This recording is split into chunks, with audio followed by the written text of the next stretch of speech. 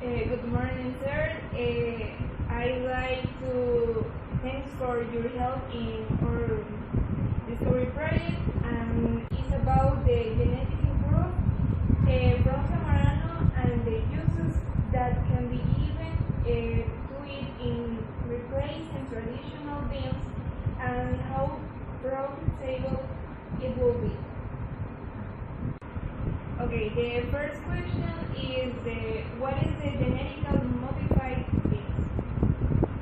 Well, genetically modified beans are the ones like any other crop that involves transferring a gene from another plant or animal. It doesn't have any limit, and introducing it to this plant, in this case to beans, to improve some characteristics. It may be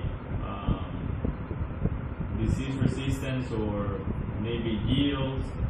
And basically, that's genetically modified beans.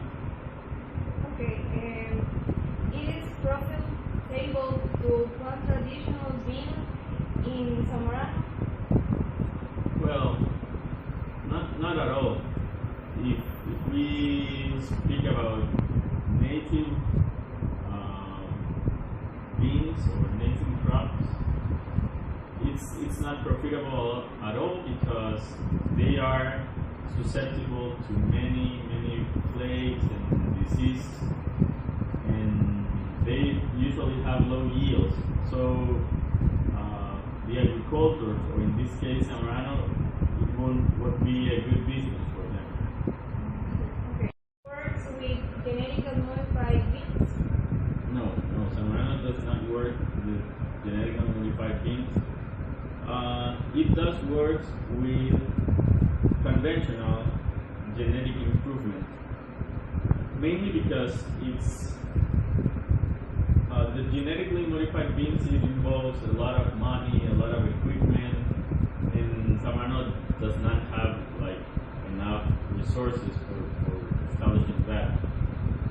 Also, you know that genetically modified beans are not like well accepted for everyone, right? For every country.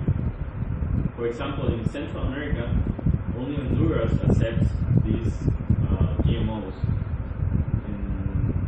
In the rest of the countries of Central America, they do not accept this kind of genetic improvement. So, what we do in Zamorano is conventional genetic improvement. Okay, what process is to be take to accomplish this modification?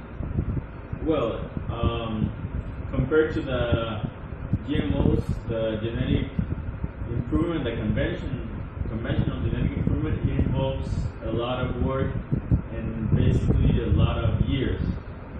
It takes up to 8 to 12 years to develop a new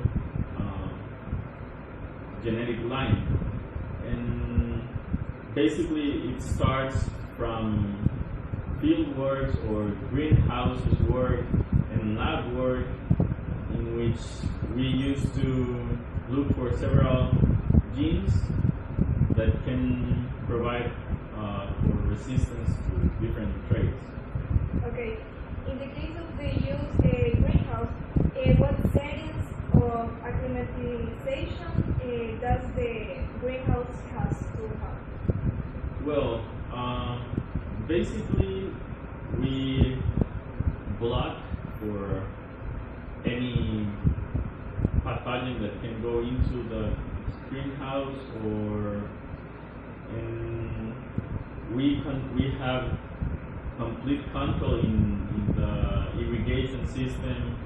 Sometimes on the temperature we can have higher or lower temperatures than on the field, and that works for us when we do phenotypic evaluations looking for resistance for some diseases. So on a greenhouse we will provide the perfect environment for the pathogen to grow and to develop. Okay, what genetic markers are needed to improve the characterization of beans? Well, we work with several molecular markers. We have morphological markers, biochemical markers, and basically, when we are now, we work with molecular markers on a technique called marker-assisted selection. So we work with rapids, we work with SCAR, and looking for specific traits, for specific genes that can give us resistance for several diseases. What are the difference between the genetic modified beans and the traditional or conventional? Well, like I just said, one of the differences is the time that it takes. It is more time to develop a conventional genetic improved bean than a GMO. But like it says, the definition of GMOs is that you have no limit, right? You can transfer a gene from a plant into an animal, or an animal into a plant, or a bacteria that lives in the soil. You can introduce it into a plant, and there is no limit. And that's why they are being partly criticized, because you are not following like the nature rules. The last question: how good is it for human health? Yeah, and that's another topic, right? Some of the people that go in pro of these GMOs, they